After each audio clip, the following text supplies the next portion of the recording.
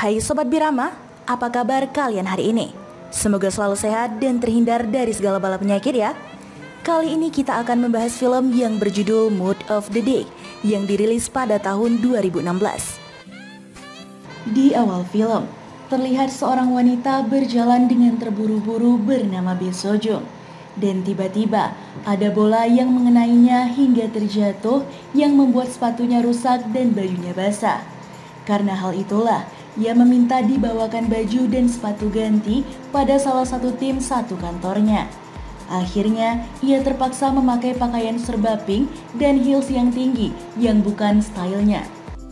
Setelah itu, ia bertemu dengan kedua temannya. Disitulah satu temannya mengatakan ia sudah dilamar, padahal baru 2 bulan kenal. Berbanding terbalik dengan Sojung yang sudah pacaran 10 tahun tapi tidak ada kepastian. Dan ternyata yang melamar temannya itu adalah cinta pertamanya. Setelah itu, Sojung berpamitan hendak ke Busan karena akan ada presentasi mengenai produk barunya, serta masalah terkait kontrak iklan dengan Kang Jinchul, pebasket yang sedang naik daun. Di dalam kereta, Sojung duduk bersebelahan dengan pria tampan bernama Jaehyun. Pria itu mencoba mendekati Sojung dan tanpa basa-basi ingin mengajak Sojung tidur bersama. Jelas saja, Sojung merasa jijik dan berpikir pria itu adalah orang gila. Meski telah mencoba pindah tempat duduk, namun ia tetap kembali ke tempat duduk semula karena kursi yang ia pindahi selalu ada orangnya. Sojung terpaksa duduk bersebelahan dan berbagi perjalanannya dengan pria yang jelas terlihat playboy walaupun tampan sih. Di jalan, pacar Sojung menelepon.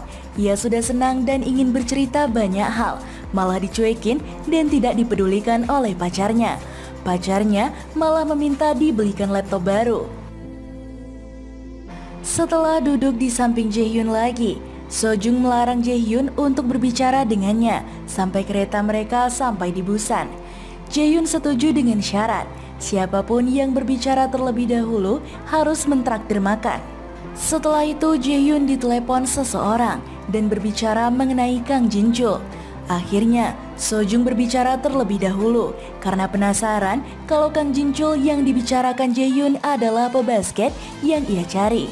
Jaehyun akhirnya menjawab setelah Sojung berjanji mau traktir makan bersama. Lalu tiba-tiba kereta berhenti di stasiun kecil. Kereta tersebut berhenti agak lama yang membuat Sojung dan Jaehyun berpikir untuk turun. Jaehyun akhirnya menarik tangan Sojung dan mereka pun turun. Setelah turun, keretanya malah jalan lagi. Ternyata Jaehyun berasal dari Busan dan ia pinjam mobil temannya yang ada di dekat stasiun itu. Mereka berdua datang ke pemakaman kakeknya Jinchul, tapi Jinchul tidak ada di sana. Sojung pun ingat ayahnya dan ia kemudian menangis. Mereka kemudian berdebat tentang cinta satu malam di dalam mobil. Lalu sampailah mereka di kantor tempat Sojung presentasi produknya. Setelah turun dari mobil, Sojung sadar handphonenya ketinggalan, untungnya Jaehyun belum pergi jauh. Saat Sojung mau presentasi, Sojung baru sadar bahwa laptopnya juga ketinggalan di mobil itu. Ia akhirnya terpaksa presentasi tanpa slide. Dan jreng, tiba-tiba slide-nya muncul. Ternyata Jaehyun yang mengantarkannya. Sojung yang merasa berterima kasih pada Jaehyun yang kembali hanya untuk mengantar laptopnya. Jadi ingat restoran yang direkomendasikan oleh Jaehyun. Ia pun pergi ke restoran itu. Di sana mereka bertemu lagi plus ada teman Jaehyun. Ternyata restoran itu milik bibi Jaehyun. Tanpa tahu malu, Jaehyun memperkenalkan Sojung sebagai pacarnya di sana. Singkat cerita, mereka mencari jejak Jinchul lagi. Sojung semakin mengenal kepribadian Jaehyun dan semakin tertarik pada Jaehyun yang menjaga dirinya itu. Dipijitin ketika kakinya sakit karena kelamaan pakai heels. Bahkan ngelihat senyuman Jaehyun ke anak-anak kecil. Semua itu membuat Sojung akhirnya setuju one night stand dengan Jaehyun. Di hotel, Sojung kelihatan gugup tapi ia pengen semuanya cepat selesai. Jaehyun ingin mereka mengobrol terlebih dahulu tapi Sojung malah nyerobot di luar. Mereka berciuman di atas kasur dan kemudian berhenti saat Jaehyun bertanya mengapa Sojung akhirnya setuju. Sojung kemudian menceritakan kebaikan-kebaikan Jaehyun yang hanya fokus pada satu wanita, baik sama anak kecil dan lain sebagainya. Mendengar hal itu, Jaehyun malah membatalkan khilaf satu malam mereka. Sojung kesal dan keluar. Jaehyun buru-buru mengejar sampai masih pakai slipper. Jaehyun menjelaskan bahwa ia bukannya tidak tertarik lagi, tapi masih ingin menunjukkan banyak hal ke Sojung. Mereka kemudian main basket. Ternyata Jaehyun dulu adalah pemain basket yang handal. Ia ingin mengirim Jinchul ke Amerika demi kebaikan adiknya itu. Dulu itulah hal yang paling dicita-citakan Jaehyun, sehingga ia ingin adiknya yang melanjutkannya. Di sini mereka semakin dekat dengan bercerita banyak hal.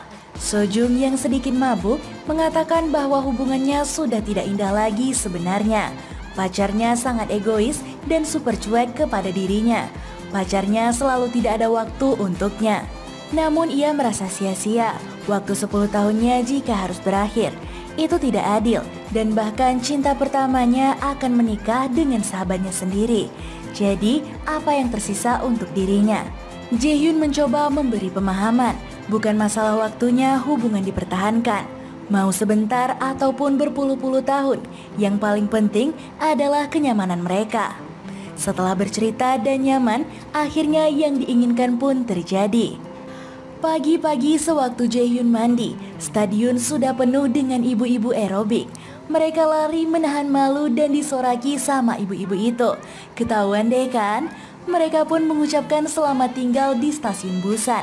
Ketika Sojung mau balik ke Seoul, mereka terlihat sudah sama-sama jatuh cinta. Tapi ragu akan hati mereka karena Sojung sendiri sudah punya pacar yang dijaganya selama 10 tahun. Terlihat berat namun akhirnya mereka berpisah juga. Setelah kereta berangkat, barulah Jinchul muncul. Jinchul mengungkapkan kepada Jaehyun bahwa ia tidak mau dikirim ke NBA Amerika karena seorang wanita dan ia tidak ingin mengejar uang yang membuat Jaehyun sangat kecewa. Ia takut suatu hari nanti adiknya itu menyesal. Jaehyun balik ke Seoul dan memutuskan untuk tidak mengirim Jinchul ke NBA. Ia juga keluar dari perusahaan agensi atlet tersebut dan mendirikan perusahaan agensi baru dengan artisnya Jinchul. Sojung akhirnya memutuskan pacarnya. Jaehyun juga mencari Sojung di kantornya untuk memberikan kontrak iklan Jinchul. Namun Sojung tidak ada, lalu Jaehyun memberikan memo di resepsionis. Ia kemudian ke kafe di mana Sojung sedang bercerita ke teman-temannya bahwa ia sudah putus. Teman-temannya kemudian bertanya tentang pria ONS-nya. Namun Sojung malah menjawab bahwa ia tidak punya perasaan apa-apa, toh hanya cinta satu malam.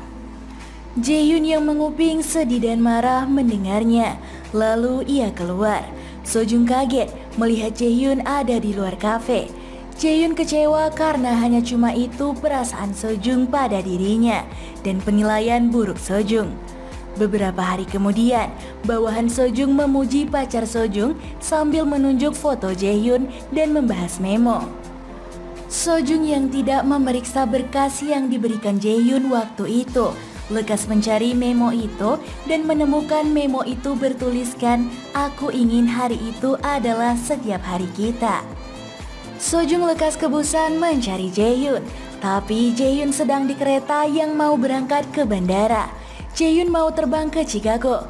Setelah dikasih tahu oleh teman Jaehyun, Sojung langsung berlari kembali ke stasiun Busan dan menemukan ia ketinggalan kereta. Sewaktu membalikan badan, ia melihat lift terbuka dan Jaehyun keluar dari lift itu. Sojung mengaku bahwa semua perkataannya di kafe itu bohong. Jaehyun bertanya apakah ia datang jauh-jauh ke Busan hanya untuk ini, dan Sojung menjawab iya. Jaehyun kemudian mencium Sojung dan film pun berakhir.